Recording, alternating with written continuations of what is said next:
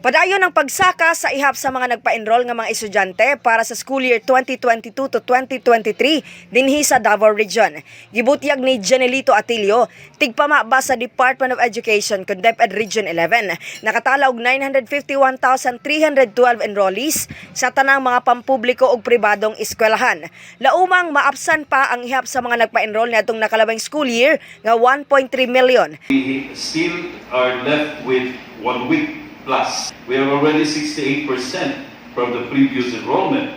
That's a far cry from the previous scenario during the two school year pandemic period.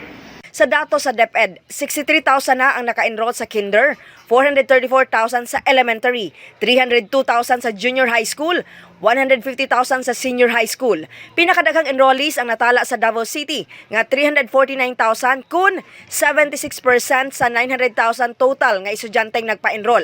Mag-abli ang klase sa Agosto 22, 2022, samtang karong Nobyembre ipatuman ang full face-to-face classes. Kasama mo sa balita ug serbisyo publiko. Radyoman Aimee Ginita, Tatak RMN.